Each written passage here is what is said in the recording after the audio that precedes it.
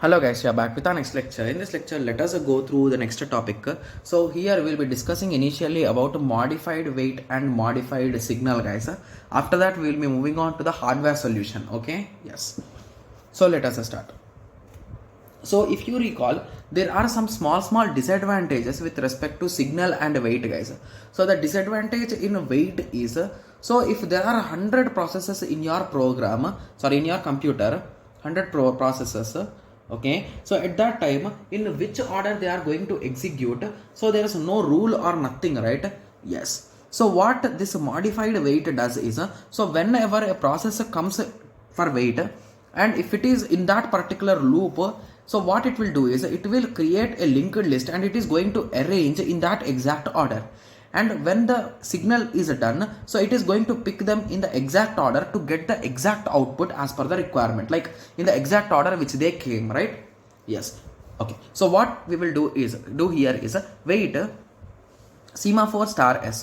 So s implies value minus minus, so we are going to subtract that value minus minus if s implies value is less than 0. So if we got the value is less than 0, we are going to add it to a list, okay, and we are going to block it for now because that should not run now, right? Yes. So in this way we are going to increase the list continuously as the processes come, okay.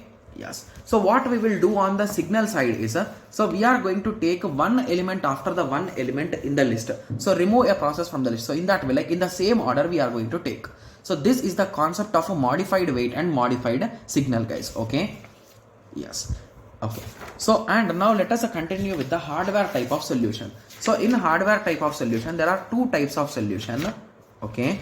So the first solution is a hold and wait, sorry, it's a test and set lock, and the second type is a disabled interrupt guys, okay. So the test and set lock is a bit confusing thing, but if you understand it will be really easy guys. Okay, so this is a hardware type of lock mechanism. So here we are going to have two terms guys, okay. So one is a lock and the other is old value guys. So here what we do is, so the initial value of this lock will be any value guys, so it might be 0 or 1, okay. So what we do is we copy that value to this old value, okay. So now what we do is, after that has been done, we will update this to 1, okay. If our lock is equals to old value, so basically if both of them are equal, we will say that there is someone in the CS already in the code section.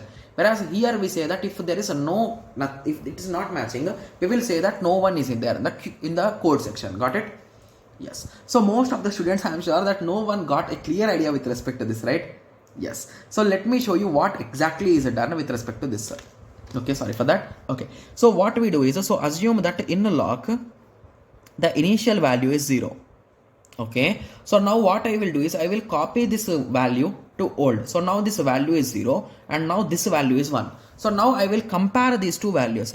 So this old value is a 0 and this lock value is 1. So as these two guys values are different, so there's no 1 inside the code section. So if both of these values are here 1, so basically by cancelling 1 only I wrote 1. So in this situation both of those values are 1. So in this situation there is someone in the critical section, so you need to wait in that infinite loop. Got it? Yes. So this is the exact code for this particular operation guys. So here we will be using the concept of pointers, okay, and we will be trying to solve it guys, and we will be using, instead of zeros and ones, we will be using true and false here, okay. Yes. So you can just check it, and here we will be checking the condition, and if the condition is true, you will be entering inside, and once your particular task is done, you are going to update that lock to false. Got it? Yes. So when you are completed with the work, you will make it a 0. So that is the reason why this will become 0 at any moment of time, and once it is done, your other friend can enter inside. Got it? Yes. So for easy understanding, let me explain you in this way. Okay. So what we do here is, so assume that the initial value of the lock is a 0 guys. Okay. So I'll be writing lock and I have copied this value. Okay. So once this set or test is a set and lock has been called, so it will update this L value from 0 to 1 and it will copy the previous value here, right? Yes. So that's what this exact function is doing. It is going to create a pointer for that particular target. It is going to update that target to true, that is nothing but a 1, and it is going to return the old value, right? Yes, so if you want me to write it, I can write it also. So what it is doing, guys, so it is instead of assuming that way, so this is our target, right? So assume that in our target we are having 0. So what we are doing is we are storing this target value into RV, okay, and we are updating this target to true or 1, you can say. So and we are returning the value of RV. So what we are doing exactly here, so we are getting 0 here, right? Yes. So once we got a 0 here, so what we will think, so it is a false. So means we are not going to go inside the loop, we are coming out of the loop. So what we do, so we will go to the critical section, we will execute it. Once the whole process has been done, we are going to update the log to 0, right? Yes, and the remainder section. So if some other process comes, so the same process will continue and there will be no issues with respect to this. Got it? Yes. Okay.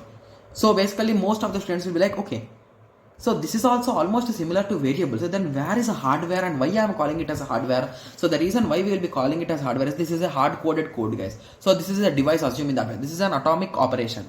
So basically this is a step. If it starts, it will complete its execution and only then it will come out. So that is the reason why most of the computers, if they are using this particular approach, so they will use this as a hardware component. That will contain this code, guys. Okay.